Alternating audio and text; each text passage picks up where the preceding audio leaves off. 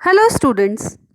Today we start History 6th chapter Weavers, Iron Smelters and Factory Owners. बुनकर, लोहा बनाने वाले और फैक्ट्री के मालिक। तो यहाँ हम देखेंगे कि किस तरीके से जो ब्रिटेन में इंडस्ट्रियलाइजेशन हुआ था उससे या ब्रिटिशर्स की जो नीति थी उनकी वजह से किस तरीके से वीवर्स और आयरन स्मेल्टर्स मतलब लोहा बनाने वाले और फैक्ट्री ऑनर्स प्रभावित हुए थे। This chapter tell us the story of craft and industry of India during the British rule by focusing on two industries. इस चैप्टर में हम दो इंडस्ट्रीज पे फोकस करेंगे, वो हैं textile and iron and steel. Both these industries were crucial for the industrial revolution in the modern world. ये दोनों इंडस्ट्री बहुत इंपॉर्टेंट है मॉडर्न वर्ल्ड में। Mechanised production of cotton textile made Britain the foremost industrial nation in the 19th century, and when its iron and steel industry started growing from the 1850s, Britain came to be known as a workshop of the world. जब वहाँ पर औद्योगिक क्रांति हुई और उसके बाद industrialisation बढ़ा और उसका जो टेक्सटाइल था प्रोडक्शन था वो बढ़ा, मशीन के द्वारा टेक्सटाइल का प्रोडक्शन बढ़ा। इसके साथ ही वहाँ पर आयरन और स्टील भी स्टार्ट हो गया बनना, तो वो वर्कशॉप ऑफ द वर्ल्ड कहलाने लगा, मतलब दुनिया का कारखाना कहलाने लगा। हमने पहले भी कई बार पढ़ा है कि जैसा कि हम देखते थे कि इसमें पुराने चैप्टर्स में हमने देखा in late 18th century companies were buy good in India और exporting them to England and Europe. यहाँ से खरीद के ले जाते थे वो लोग माल और वहाँ पर जाकर एक्सपोर्ट करते थे, बेचते थे। With the growth of industrial production British industrialise began to see India as a vast market for their industrial products. जैसे जैसे इंडस्ट्रियलाइजेशन होने लगा, औद्योगिकरण होने लगा, तो वहाँ के जो उद्योगपति थे वो लोग भारत को एक मार्केट के रूप में देखने लगे अपने सामान बेचने के। Over the time manufactured goods from Britain began flooding India, और धीरे धीरे उनके जो बनाए हुए सामान हैं भारत में आने लगे, और यहाँ पर के जो वीवर्स थे या स्मेल्टर्स थे उनकी क्या हालत हुई वो इस चैप्टर में हम आगे देखेंगे। Indian textiles and the world market. Indian textile and the world market, भारतीय कपड़े और विश्व बाजार। Around 1750, before the British conquered Bengal, India was the world's largest producer of cotton textile. Indian textile had long been renowned both for their fine quality and exquisite craftsmanship. Britishers जिन्होंने बंगाल को अपने under में किया था, उससे पहले बंगाल जो था वो लार्जेस्ट प्रोड्यूसर था कॉटन का। और इसके साथ ही इंडिया का जो टेक्सटाइल है, इंडिया का जो कपड़ा था, वो सभी जगह अपनी क्वालिटी और सुंदर क्राफ्टमैनशिप के लिए जाना जाता था, अपनी अच्छी गुणवत्ता और बारीक कारीगरी के लिए जाना जाता था। They were extensively traded in South East Asia and West and Central Asia. इसका सभी जगह व्यापार होता था, जावा में, सुमात्रा में, पेंगांग में। From the 16th century European trading companies began buying Indian textile for sale in Europe. 16th century से यूरोप की ट्रेडिंग कंपनी भारत का सामान खरीदती थी यूरोप में बेचने के लिए, और यहाँ पर जो वो सामान खरीदती थी तो वो अपने जगह के और वैरायटी की वजह से ही काफ़ी फेमस थे। तो हर कपड़े का अपना नाम होता था और उसके पीछे कोई ना कोई स्टोरी है, जैसे वर्ल्ड टेल अस हिस्टोरीज। शब्दों में इतिहास जो है वो हमें बताता है कि शब्द कैसे बने थे। जैसे यूरोपियन ट्रेडर्स फर्स्ट मीट या encountered fine cotton cloth from India carried by Arab merchants in Mosul in present day Iraq. European जो थे सबसे पहले उन्होंने जो कॉटन क्लोथ देखा था इंडिया से लाया गया था अरब मर्चेंट्स के द्वारा, अरब के व्यापारियों द्वारा, इन मोसुल में, जो कि आज का इराक है। मोसुल एक शहर का नाम था, वहाँ पर यूरोपियन ट्रेडर्स ने सबसे पहले भारत का कॉटन देखा था। So they began referring all fine woven textile as muslin. इसलिए वो उसको जो भी अच्छे से वोवन, मतलब इस आधार पर उन्होंने बारीक बुनाई वाले सभी कपड़े बुनाई वाले जितने भी कपड़े थे उन सबको मसलिन कहना शुरू कर दिया। A word that acquired world wide currency, सब तरफ उसको मसलिन के नाम से ही जाना जाने लगा।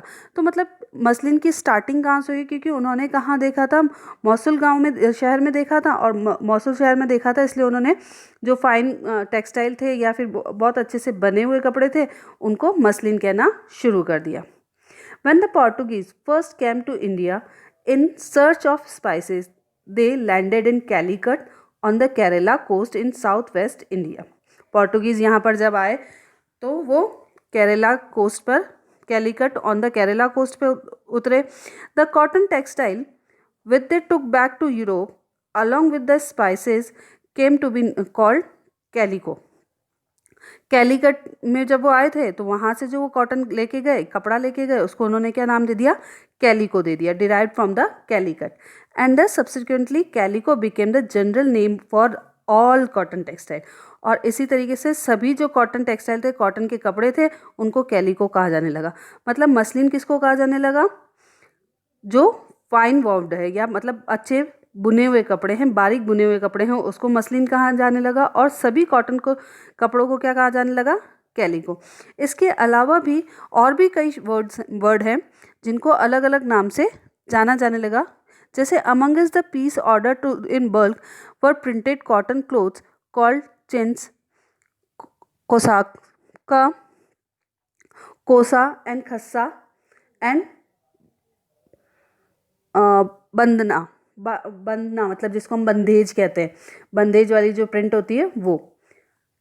चिंट्स जो कि हमारे छींट से निकला है word. Chintz come from Hindi word chint, chhint, a cloth with small and colourful flowery design.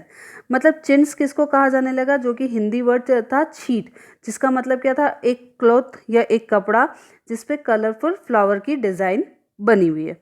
From the 1680s there started a craze for printed Indian cotton textile in England and Europe, mainly for their exquisite floral designs। 1680 में जो Indian printed कपड़े थे उसकी बहुत ज़्यादा demand होने लगी, क्योंकि जो यहाँ पर बहुत अच्छे सुंदर जो फ्लोरल वाले डिज़ाइन के कपड़े थे वो स्पेशली वहाँ पर डिमांड में थे। Fine texture and relative cheapness, ये बहुत अच्छे फ्लोरल डिज़ाइन के थे, साथ में इनका टेक्सचर बहुत अच्छा था और चीप भी थे, सस्ते भी थे। Rich people of the England including the queen herself war clothes of Indian fabric. वहाँ पर रिच हो, इवन क्वीन भी भारतीय कपड़े पहना करती थी। Similarly the word bandana now refer to any brightly colored and printed scarf for the neck or head. Originally the term derived from the word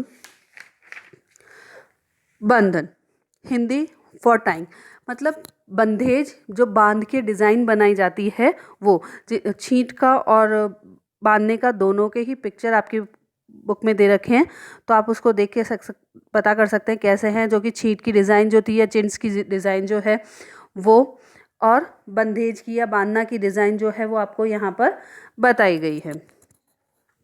There are other clothes in the order book that were noted by their place origin। इसमें कई और भी नाम थे, जो order book थी आपको यहाँ पर पेपर में बताया भी गया बुक में, तो वो जो उसमें थे कई नाम थे जो कि अपने प्लेस के नाम से जाने जाते थे, जैसे कासिम बाजार, Patna, Calcutta, Orissa, चारपुर। The widespread use of such words shows how popular Indian textile had become in different part of the world। कि इन सब से हम पता कर सकते हैं या देख सकते हैं कि इन नामों से, उस जगह के नामों से वो कपड़ा पहचाना जाता था, तो भारत की जो कपड़ा था या भारत की पहचान कितनी ज़्यादा थी। Indian textile in European market, भारतीय कपड़ा यूरोपियन मार्केट में, बाज़ारों में। By the early 18th century, worried by the popularity of Indian textile, wool and silk makers in England began protesting against the import of Indian cotton textile. In 1720, the British government enacted a legislature banning the use of printed cotton textile chintz in England. Interestingly, this act was known as a Calico Act। जो वहाँ के workers थे, या यूं कहें कि हम जो वहाँ के मेकर्स थे, वूल और सिल्क बनाने वाले जो लोग थे, वो भारत के जो कपड़ा था उससे काफ़ी घबराए हुए थे, या उनको उससे उनके व्यापार को काफ़ी नुकसान हो रहा था। इसलिए वो चाहते थे कि भारत का जो कपड़ा है उस पर बैन लग जाए, और उन्होंने इसके लिए प्रयास किया और कैलिको एक्ट बनाया, जिसमें कि भारत के कपड़े को यूज़ करना बैन कर दिया गया। At this time textile industry had just begun to develop in England. इसी टाइम पर टेक्सटाइल इंडस्ट्री जो थी वो इंग्लैंड में डेवलप होने लगी। Unavailable to compete with Indian textile, English producers wanted a secure market within the country by preventing the entry of Indian textile। और वो इतने कैपेबल उस समय नहीं थे कि वो भारत के जो टेक्सटाइल है, भारत का जो कपड़ा उद्योग है, उससे compete कर सके। इसलिए वो सिक्योर मार्केट चाहते थे, इसलिए उन्होंने क्या किया, इंडियन टेक्सटाइल को बैन करवाना शुरू कर दिया। The first to grow under the government protection was the calico printing industry. और उसके साथ ही उन्होंने गवर्नमेंट प्रोटेक्शन में एक कैलिको प्रिंटिंग इंडस्ट्री की स्थापना की। And Indian designs were now imitated and printed in England on while muslin और प्लेन अनब्लीच्ड इंडियन क्लोथ। और सरकारी संरक्षण में उन्होंने विकसित किया, और अब सफ़ेद मलबल या फिर बिना ब्लीच किया हुआ कपड़ा जो था उस पर इंग्लैंड में ही भारतीय डिज़ाइन की छापें बनाई जाने लगी, या भारतीय डिज़ाइंस बनाए जाने लगी। Competition with Indian textile also led to search of technology innovation in England. और इंग्लैंड में जैसे जैसे इनोवेशन हुए, टेक्नोलॉजी इनोवेशन हुए, उसके साथ ही इंडियन टेक्सटाइल को और भी कंपटीशन का सामना करना पड़ा। जैसे कि इन 1764 the spinning jenny was invented by John काय, which increased the productivity of traditional spindles। Spinning jenny की इन्वेंशन किया, जिसमें कि क्या कहते हैं, स्पिनिंग जेनी क्या होती है, a machine by which a single worker could operate several spindles on which thread was spun when the wheel was turn all the spindles rotated. ये एक तरीके से उन्होंने बनाया जिसमें कि एक के साथ कई और भी एक से ज़्यादा स्पिंडल्स बनाए जा सकते थे, जिसको ताकली कहते हैं, या फिर यूँ कहें कि धागा लपेटने वाली जो थी उस पर एक से ज़्यादा धागा लपेट के काम किया जा सकता था। ऐसी मशीन का उन्होंने इन्वेंशन किया, या ऐसे इसका इन्वेंशन किया जिससे कि ट्रेडिशनल स्पेंडल्स जो थे उसकी प्रोडक्टिविटी बढ़ने लगी। The invention of the steam engine by the Richard Arkwright in 1786 revolutionised cotton textile weaving. और स्टीम इंजन के साथ ही कॉटन टेक्सटाइल इंडस्ट्री में और भी ज़्यादा वर्क होने लगा। Cloth could not now be woven in immense quantities and cheap too. अब क्लोथ जो हैं वो ज़्यादा मात्रा में बनाए जाने लगे और साथ में ही वो सस्ते भी थे। However Indian textile continue to dominate world trade till the end of the 18th century. फिर भी 18th सेंचुरी के एंड तक भी भारत का डोमिनेशन था, भारत का प्रभुत्व था पूरे वर्ल्ड में। European trading companies, the Dutch, the French and the English made numerous profit out of these flourishing trade. इन सभी ने भारत के से व्यापार कर काफ़ी लाभ कमाया था। जैसा कि हमने पहले वाले चैप्टर्स में भी पढ़ा है कि वो जो व्यापार करते थे वो सिल्वर या गोल्ड के लेन देन से करते थे, लेकिन जब ब्रिटिश यहाँ पर आए थे तब वो सिल्वर और गोल्ड से करते थे, लेकिन बंगाल पर जब उन्होंने अपना कब्जा कर लिया तो थ्रू द रेवेन्यू वो बिजनेस करने लगे। Who were the weavers? Weavers कौन होते हैं? बुनकर कौन होते हैं? Weavers often belong a community that specialise in weaving. Weavers, बुनकर, आमतौर पर बुनाई का काम करने वाले समुदाय को ही कारीगर होते हैं। जो बुनाई का स्पेशल काम करते हैं और जो बुनाई में स्पेशलिस्ट होते हैं वो बुनकर कहलाते हैं। Their skill were passed on from one generation to next. उनकी स्किल जो है, उनका कौशल जो है, उनका तरीका जो है वो एक जनरेशन से दूसरे जनरेशन तक जाता है। The Tanti weavers of Bengal, the Julas and Momin weavers of the North India, Sale and Kaikolar and Devang of the South India are the some of the community famous for weaving। ये कुछ communities के नाम हैं जो कि weaving के लिए famous थी। The first stage of the production was spinning। जो टेक्सटाइल प्रोडक्शन की फर्स्ट स्टेज होती है वो होती है स्पिनिंग। मतलब स्पिनिंग का मतलब यहाँ पर है सूत काटना। मतलब कपास से धागा बनाने का। A work done mostly by the women, और ये काम ज़्यादातर वुमेन करती थी। द चरखा एंड द तकली वर हाउस होल्ड स्पिनिंग इंस्ट्रूमेंट। चकला और चरखा जो था वो, और तकली, गांधी जी का चरखा था ना, वो हाउस होल्ड स्पिनिंग का इंस्ट्रूमेंट था। The thread was spun on the charkha and rolled on the takli. When the spinning was over, the thread was woven into the cloth by weavers. In most community, weaving was a task done by a man. जब एक बार सूत काट लिया जाता था, धागा बना लिया जाता था, तो उस धागे से कपड़े बनाने का काम जो था, उसका बुनाई करने का काम जो था, वो ज़्यादातर मैन का हुआ करता था। और for colour textile the thread was died. Colour textile के लिए, कलर कपड़े के लिए धागे को डाई किया जाता था। वो डायर करता था, रंगरेज ये काम करते थे और उनको रंगरेज कहा जाता था।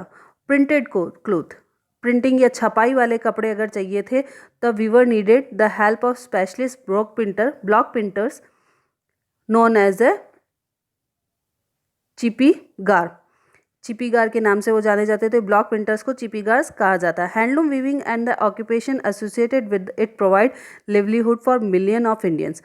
और ये जो वीविंग का काम था, ये कई लोगों को रोजगार देता था।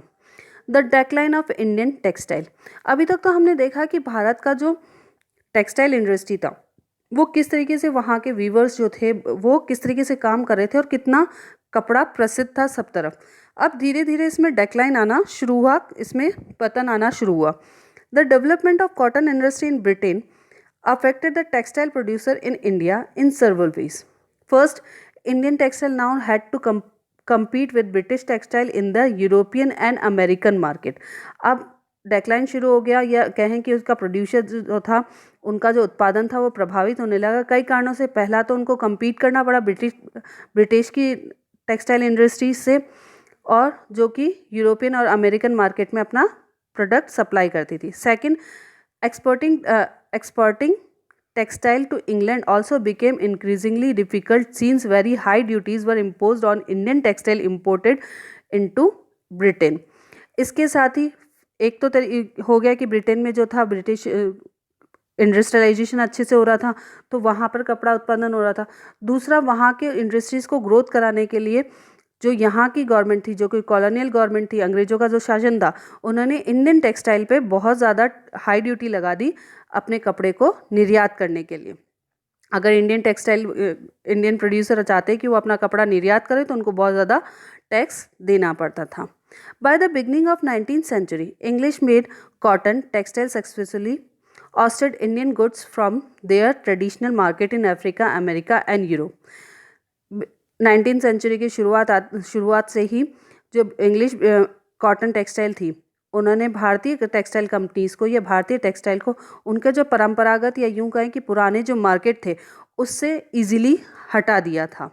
Thousands of weavers in India were now thrown out of employment. Bengal weavers were the worst hit. English and European company stop buying Indian goods. बहुत सारे लोग जो थे बेरोज़गार हो गए। बंगाल में जो थे बहुत ज़्यादा वीवर्स जो थे उनकी कंडीशन बहुत ख़राब हो गई। इंग्लिश और यूरोपियन कंपनीज ने भारत का सामान खरीदना बंद कर दिया। And their agents no longer gave out advance to weaver to secure supplies. Distressed weavers wrote petition to the government to help them. जो दुखी वीवर्स थे उन्होंने पिटीशन लिखी गवर्नमेंट को उनकी हेल्प करने के लिए। But worse was still to come, लेकिन अभी भी दुर्दशा और भी बाकी थी। By the 1830s British cotton cloth flooded Indian markets. 1830 तक तो इंडियन मार्केट में ब्रिटिश कॉटन जो था वो बहुत ज़्यादा यूज़ किया जाने का। In fact by the 1880 2/3 of the all the cotton clothes worn by Indian were made of the cloth produce in Britain. लगभग 1880s में तो 2/3 जो कॉटन था, क्लोथ्स पहने जा रहे थे, वो ब्रिटेन के प्रोड्यूस किए हुए थे। This affect not only specialised weavers but also spinners. और इसकी वजह से ना सिर्फ बुनकर बल्कि स्पिनर्स जो थे, सूती कपड़ा बनाने वाले और सूत काटने वाले, दोनों को ही बहुत ज़्यादा इफेक्ट किया था। Thousands of rural women who made a living in by spinning cotton thread were rendered jobless. कई जो अपना काम जिंदगी जो है गुजारा जो है वो स्पिनिंग करके या सूत काट के अपना काम करती थी, वो जॉबलेस हो गई थी। Handloom weaving did not completely die in India. हथकरघा उद्योग पूरी तरीके से ख़त्म नहीं हुआ था। This was because some type of cloth could not be supplied by machines, क्योंकि कुछ टाइप के जो क्लोथ थे वो मशीनों के द्वारा बनाए नहीं जा सकते थे। कि कुछ क्लोथ्स तो ऐसे थे जो मशीन से नहीं बनते थे, बहुत अच्छे से बारीक किनारी वाली साड़ी हो या ऐसे और भी कई कपड़े थे जो वहाँ पर मशीनों से नहीं बनाए जा सकते थे। These had a wide demand not only amongst the rich but also amongst the middle classes। और उनकी डिमांड ना सिर्फ रिच में बल्कि मिडिल क्लास में भी काफ़ी थी। Nor did the textile manufacture in Britain produce, they were coarse cloth used by the poor people in India। और textile manufacture in Britain produce the course cloth, जो वहाँ पर ब्रिटेन में जो प्रोड्यूस किया जाता था वो कोर्स क्लोथ था, मोटा कपड़ा था जो भारत के पुअर पीपल पहनते थे। You must have heard of Solapur in western India and Madura in South India। These towns emerged as important new centers of weaving in the late 19th century। Later, during the national movement, Mahatma Gandhi urged people to boycott imported textile and use hand-spun and hand-woven cloth। जब बहुत ज़्यादा विदेशी कपड़े का इस्तेमाल होने लगा, use होने लगा, तो महात्मा गांधी ने ये लोगों से रिक्वेस्ट की, ये लोगों को कहा कि आप ज़्यादा से ज़्यादा हाथ से बुना हुआ या हाथ से कटा हुआ कपड़ा ही काम में लें। और khadi gradually become a symbol of nationalism. Khadi जो थी वो राष्ट्रीयता का सिंबल हो गई। The charkha came to represent India and it was put at the centre of the tricolour flag on the Indian National Congress adopted in 1931। Many viewers became agriculture. अब जब हमने देखा कि इतने सारे लोग बेरोजगार हो रहे थे तो वो कर क्या रहे थे। What happen to the weavers and spinners who loss their livelihood. जिनका अपना पारंपरिक काम था वीविंग का, बुनाई का या फिर सूत काटने का, उनकी लिवलीहुड जब खत्म हो गई या गुजारे का जो साधन था वो खत्म हो गया, तो वो क्या करने लगे। Many weavers became agriculture labours. Some migrated to the city to search for of work. कई सिटी में चले गए काम करने के लिए, कई खेतिहर मजदूर बन गए। और उनमें से कुछ कंट्री के बाहर चले गए बागानों में काम करने के लिए in Africa and South America. Some of these handloom weavers also found work in new cotton mills that were establish in Bombay. कई कॉटन मिल्स में काम करने लगे जो कि बॉम्बे में थी, अहमदाबाद में, शोलापुर में, नागपुर में और कानपुर में थी। Cotton mills come up. The first cotton mill in India was set up as a spinning mill in Bombay in 1854। सबसे पहले जो स्पिनिंग मिल थी वो बॉम्बे में 1854 में स्टैब्लिश की गई। From the early 19th century, Bombay had grown as an important port for the export of raw cotton from India in England and China। It was close to the vast black soil tract of western India where cotton was grown। ये जो area था वो black soil के area के पास में था, जहाँ पर ब्लैक सोल पाई जाती थी, जहाँ पर कॉटन ग्रोन किया जाता था, उसके पास में था, इसलिए ये पोर्ट इजीली बनाया गया। When the cotton textile mills came up they could get supplies of raw material with ease. In 1900 over 84 mills started operated in Bombay। Many of these were established by the Parsi and Gujarati businessmen who had made their money through the trade with China। कई इसमें से जिन्होंने यहाँ पर establish की थी mills, और वो पारसी या गुजराती थे, बिजनेसमैन थे जिन्होंने अपनी मनी बनाई थी या मनी उनके पास मनी इकट्ठी हो गई थी ट्रेड करके चाइना के साथ में। Mills came up in the other cities too. कई मिल्स दूसरी सिटीज़ में भी बनी, जैसे first mill in Ahmedabad started in 1861। A year later mill was establish in Kanpur. In the United Provinces, growth of cotton mills led to demand for labor। Thousands of poor peasants, artisans and agricultural laborers moved to the city to work in the mills। कई जो poor किसान थे, artisans थे, कारीगर थे, agriculture labour थे, वो cities में काम की तलाश में जाने लगे, मिल्स में काम करने लगे। In the first few decades of its existence the textile factory industry in India face many problem. Starting में इनको कई प्रॉब्लम्स का सामना करना पड़ा, जैसे it found it difficult to compete with the cheap textile imported from Britain। उनको जो ब्रिटेन से सस्ता कपड़ा जो आता था उनसे कम्पीट करना था। इन मोस्ट कंट्रीज़, ज़्यादातर कंट्रीज़ में क्या होता था कि इम्पोर्टेड गुड्स को, देश की इंडस्ट्रीज़ को बचाने के लिए जो गवर्नमेंट होती है वो इंपोर्ट होने वाली सामग्री पर या इंपोर्ट होने वाले कपड़े पर टैक्स लगा देती थी, लेकिन यहाँ पर ऐसा नहीं था। In most country government supported industrialisation by imposing heavy duties on imports. This eliminated competition and protected infant industry. इसकी वजह से कंपटीशन कम हो जाता था और जो नई इंडस्ट्रीज़ हैं उनको प्रोटेक्शन मिलता था। The colonial government in India usually refuse such protection to local industry. पर कॉलोनियल गवर्नमेंट ने इंडियन इंडस्ट्री को इस तरह का कोई प्रोटेक्शन नहीं दिया। The first major sprout in development of cotton factory production in India therefore was the during the first world war when the textile imports from Britain decline and Indian factory were called upon the produce cloth for the military supply. Bharat की जो cotton textile थी उसका जो कह सकते हैं development first world war के time पे हुआ, जब ब्रिटेन की जो सामग्री थी इंपोर्ट होना बंद हो गया और Indian factory were called upon two produce cloth for military supply. Okay, next video में हम पढ़ेंगे कि स्टील जो स्मेल्टर्स थे उनके साथ क्या हुआ। यहाँ तो हमने पढ़ा कि वीवर्स के साथ क्या हुआ था, वीवर्स किस तरीके से काम करते थे और किस तरीके से पूरा उनका सिस्टम रहा था। नेक्स्ट वीडियो में हम देखेंगे स्टील के बारे में पढ़ेंगे। Read the chapter and do the question answer. Okay, thank you.